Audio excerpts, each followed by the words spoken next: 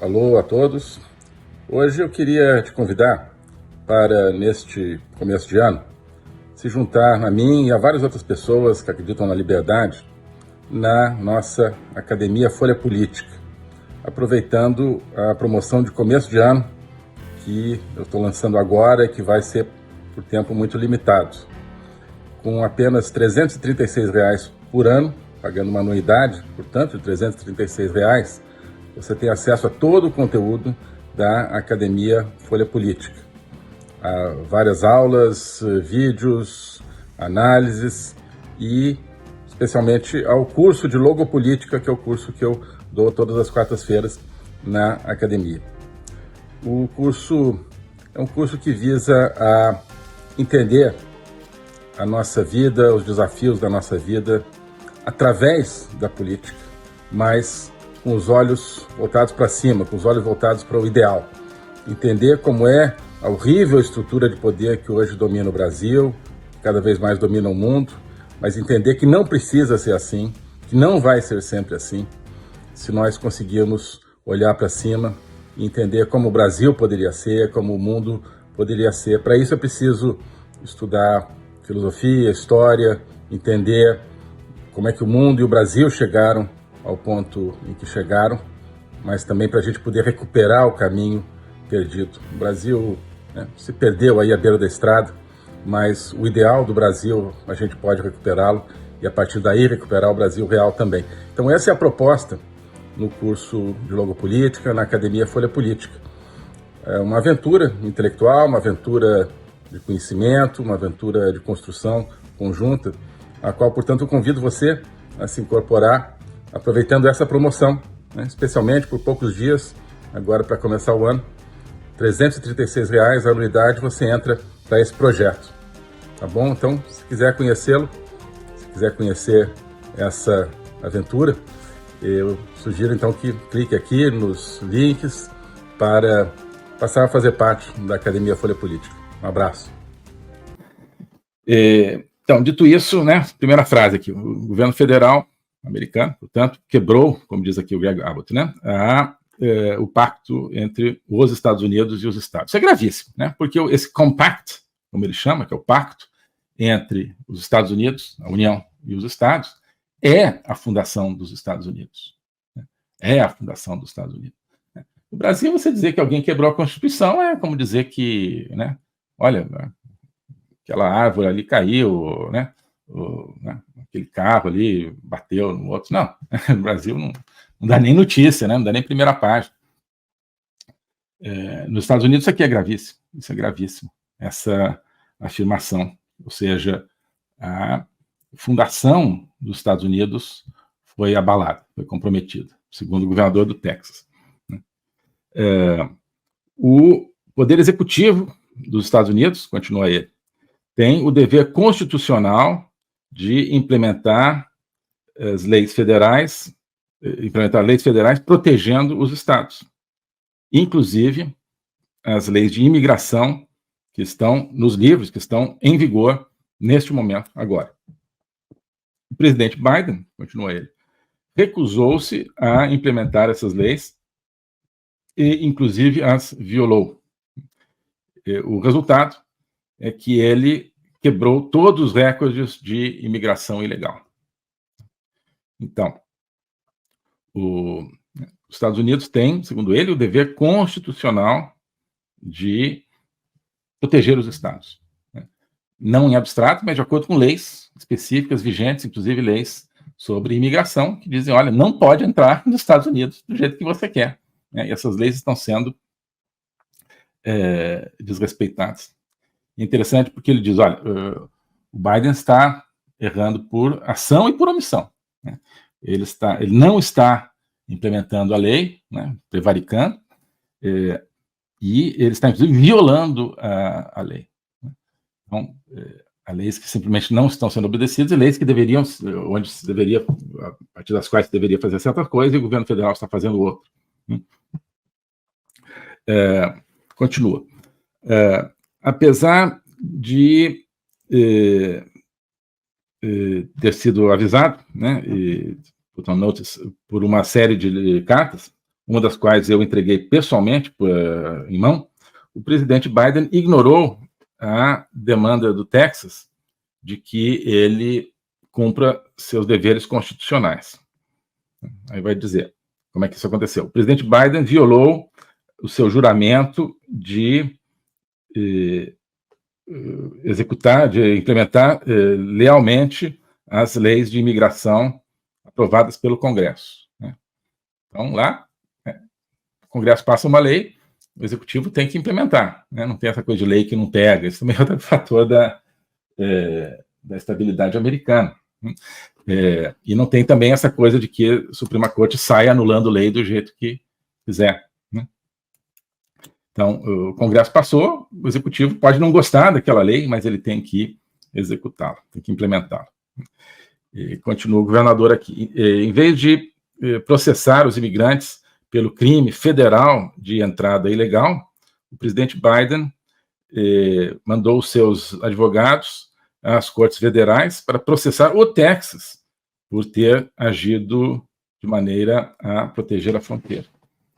Então, o dever, de acordo com as leis, seria, olha, o imigrante legal foi identificado ali, passando a fronteira, ele tem que ser processado. Né? Tem que ser processado, não tem opção. Né? É um crime, né?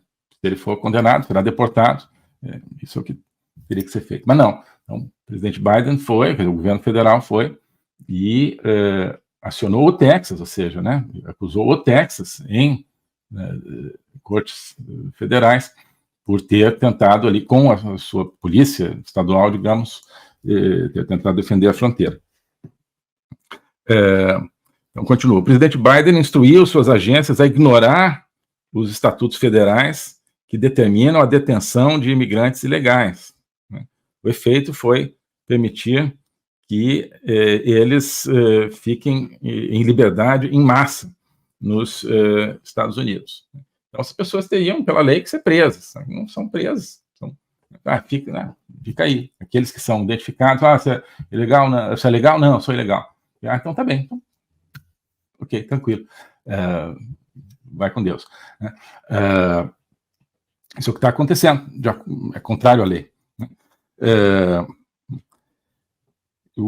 Outra coisa, então, o Biden teria errado por gastar dinheiro dos contribuintes para destruir, ou melhor, para abrir, né, para romper a infraestrutura de segurança de fronteira do Texas. Né?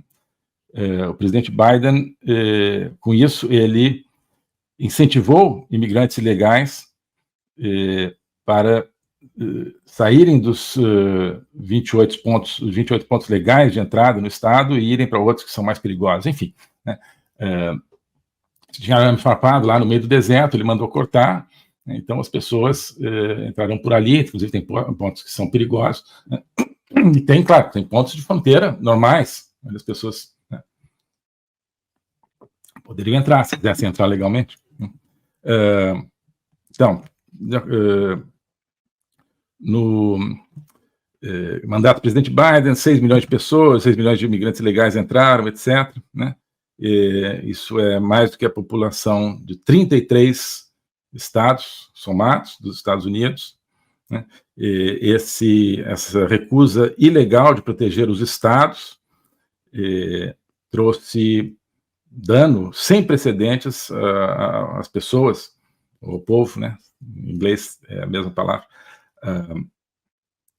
ao longo de todos os Estados Unidos. Bom, James Madison, Alexander Hamilton, né, pais fundadores aí dos Estados Unidos e outros visionários que escreveram a Constituição americana, previram que os estados não deveriam ser deixados à mercê de um presidente fora da lei, né, que não faz nada para deter as ameaças externas, tais como cartéis contrabandeando milhões de imigrantes ilegais através da fronteira.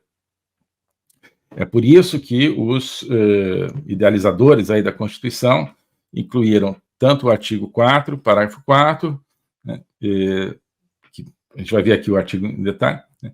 Quanto ao artigo 1, parágrafo 10, que reconhece que os Estados, né, podem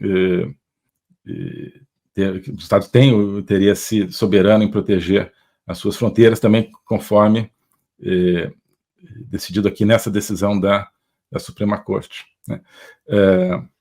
Então, vamos ver aqui os artigos, porque aí a gente já vai depois ver a continuação da carta. Deixa eu pegar aqui. Então, aqui, é curtinho. São curtinhos. Aqui. Então, está ali em cima, quer dizer, aqui em cima seria o artigo 4, né? Seção 4 do artigo 4. Essa que está aqui, enfim, vocês estão vendo aqui, né?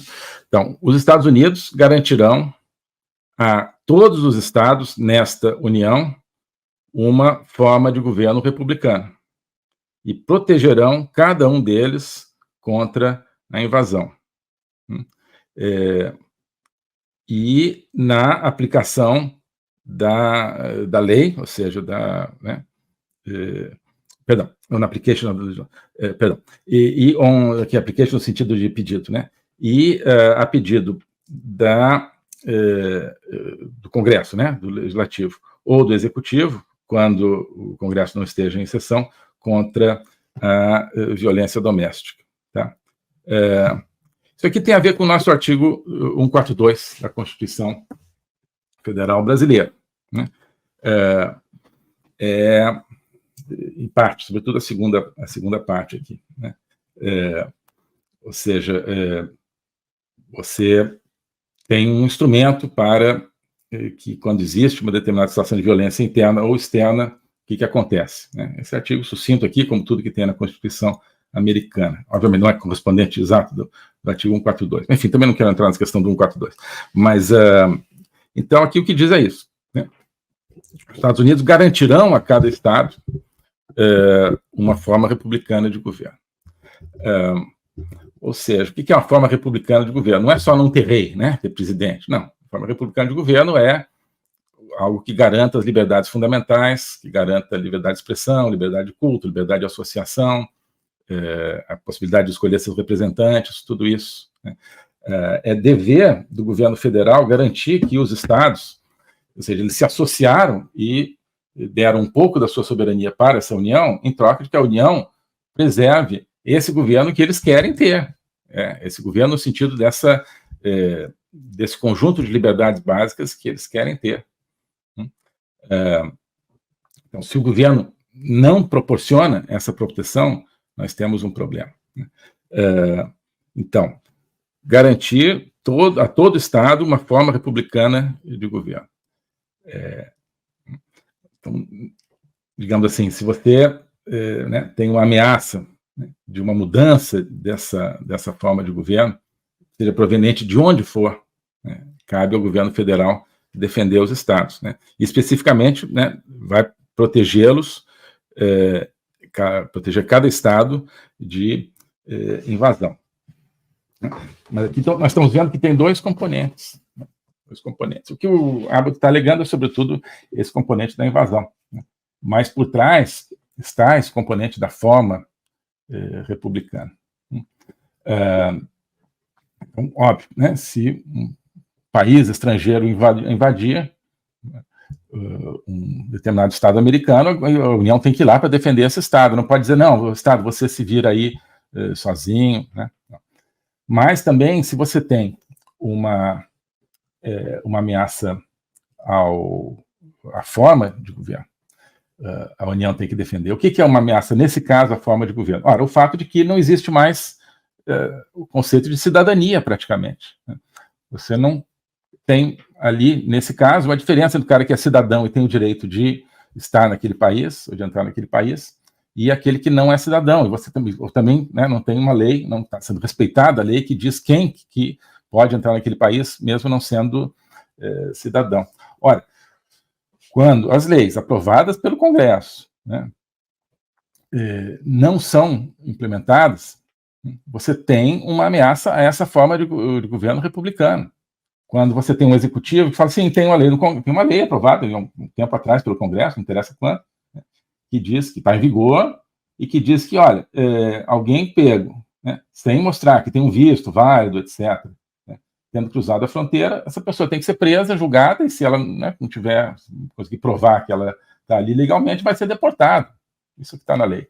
Mas o executivo hoje americano, visivelmente, não gosta dessa lei, ou das leis que dizem isso, né, não está aplicando essas leis, né, deixando as pessoas, enfim, não está barrando as pessoas na entrada, e as pessoas que são, por acaso, identificadas depois da entrada, não sofrem nenhum tipo de detenção, não são presas, não são julgadas, não são deportadas. Isso está quebrando a forma de poder republicano, isso está quebrando, né, o pacto federativo americano. A forma de poder republicana também é isso, o executivo não decide sozinho, né, ele não pode decidir se gosta ou não de uma lei, ele tem que implementar, né. Também, se o judiciário, lá, como ocorre no Brasil, também resolver que quer mandar, independentemente da lei, independentemente da Constituição, também estaria quebrando a forma de poder republicano. Ou se o legislativo, né, por sua vez, também extrapolado a sua função, né. Então, a União ela tem o dever de proporcionar aos Estados a implementação da Constituição e das leis. Essa é a forma de poder republicana que ela tem o dever de implementar. Isso está sendo quebrado quando o executivo, no caso, se recusa a implementar as leis de imigração. Além disso, tem esse elemento da invasão, né? Pessoas não estão armadas, mas aqui não diz que seja invasão armada. Pessoas oriundas de outros lugares estão entrando nos Estados Unidos sem ter o direito de fazê-lo. Isso pode caracterizar uma invasão também. O globalismo existe, é uma coisa concreta. Ele é composto pelo Great Reset, do Fórum Econômico Mundial, pelo projeto hegemônico da China, pelo programa de manipulação e conquista da América do Sul pelo Foro de São Paulo e outros elementos. E esses elementos eles atuam uns em benefício dos outros, sempre, principalmente através do controle da linguagem, porque o controle da linguagem é o controle do nosso pensamento. Então nós estamos tendo o nosso pensamento reprogramado, e essa reprogramação vai contra a nossa liberdade, vai contra a essência do ser humano. Isso é o globalismo. Com base nesse estudo, nessa experiência, é que eu criei o curso de Logopolítica. Toda semana eu dou aulas sobre geopolítica, literatura, filosofia, cultura de um modo geral, tudo isso em conjunto formando um espaço de conhecimento que eu denomino a logopolítica, para nós não apenas entendermos a ameaça do globalismo, mas podermos nos contrapor a ela. Se você quiser entrar nesse projeto de conhecer o globalismo e enfrentar o globalismo, clique aqui.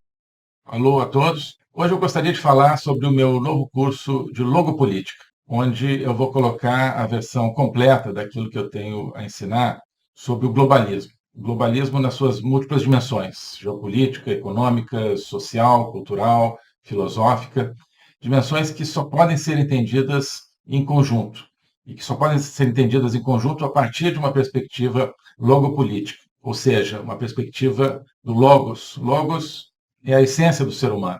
É a racionalidade, mas é também a linguagem e a capacidade de se comunicar e de sentir a transcendência. E essa essência do ser humano está ameaçada e por isso a gente precisa entendê-la numa perspectiva logopolítica, portanto política, ou seja, que tem a ver com a discussão do destino, com a luta pelo destino. Portanto, logopolítica diz respeito à luta e ao combate pelo futuro da humanidade, pela essência do ser humano, que está ameaçada justamente pelo globalismo. Ensinar isso, para mim, é uma missão que eu quero compartilhar com vocês. É uma aventura intelectual para a qual eu quero convidar vocês, uma aventura que é fundamental para que possamos participar da luta justamente por um mundo verdadeiro, por um mundo autêntico, por um mundo que preserve a essência do ser humano, um destino de uma humanidade livre, de uma humanidade aberta justamente ao Logos e a toda a sua complexidade. Nesse curso você vai entender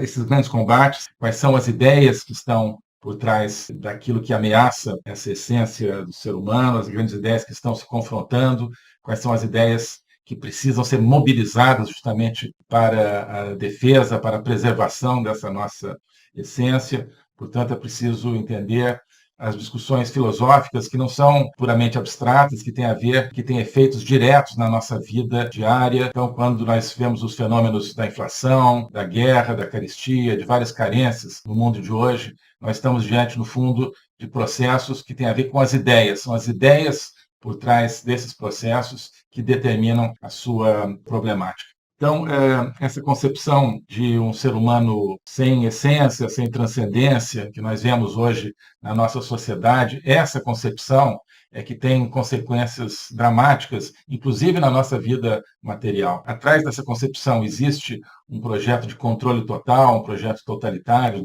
de domínio. É por causa disso que nós assistimos hoje a fenômenos que nos parecem caóticos, que nos parecem desconectados, mas que vão acabando com a nossa liberdade, vão desestruturando a nossa sociedade, fazendo com que nós vivamos, mesmo dentro de países teoricamente democráticos, cada vez mais dentro de uma sociedade de controle. Então, nós hoje temos, você certamente tem, dificuldade de entender o que está acontecendo no mundo.